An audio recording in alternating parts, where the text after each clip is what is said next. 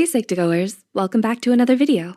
To start off, we'd like to thank you for all the love and support that you've given us. Psych2Go's mission is to make psychology and mental health more accessible to everyone. Now, let's begin. Why do we gossip? Why does it seem so enjoyable sometimes? To gossip means to talk about someone who isn't there.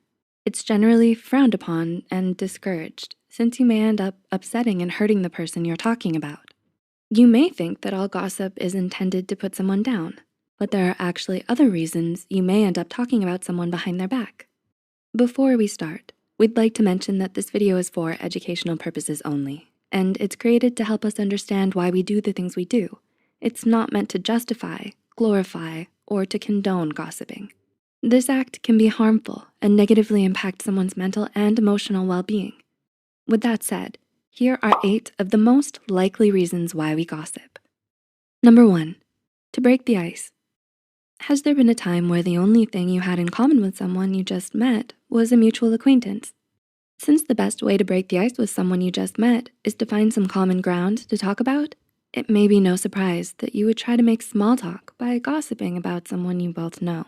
And gossiping about someone you both know may be the way you end up getting to better know each other. 2, to stay in the loop.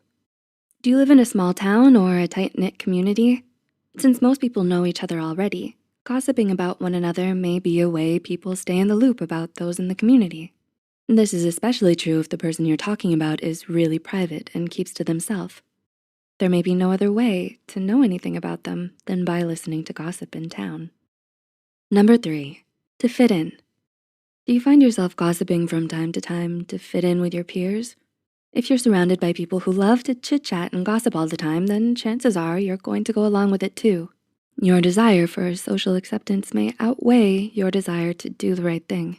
After all, gossiping may be the only way to feel like you can get closer to your peers and belong in their group. Number 4, to feel better about yourself. Does gossiping about others make you feel good? In psychology, this is known as downward social comparisons.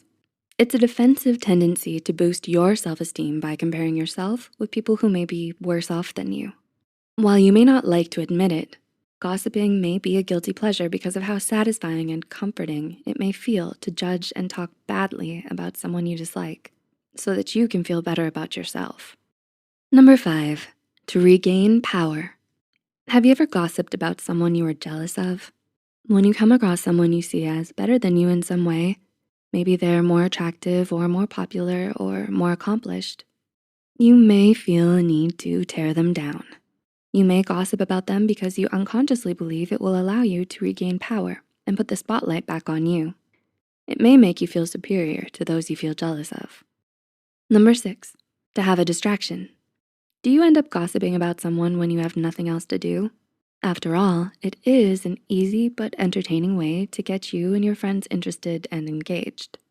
There may be drama and excitement that can come from gossiping with your friends and to people who don't have much going on in their lives at the moment.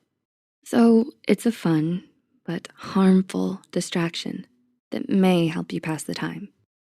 Number 7, to feel closer to others.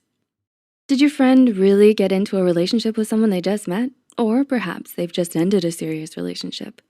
When this happens, do you have a habit of gossiping about the people you care about and talk about them behind their back?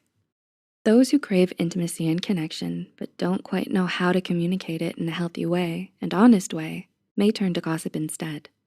It may be a way to ask all the things they've been curious about but too embarrassed to say to their face. And number 8, to hold people accountable. Do you gossip to hold other people accountable? Those who don't like resolving conflicts with confrontation may let out their feelings by gossiping about them instead. It may be a way for you to open up and air out your grievances about someone who had upset you without confronting them directly. Do you relate to this video? Have you ever gossiped because of one of these reasons? Tell us about it in the comments below. If you enjoyed this video, please like and share it with others who may find it helpful too. Don't forget to hit the subscribe button and the notification bell icon for more Psych2Go content. All the references used are also added in the description box below. Thanks for watching, and we'll see you in our next video.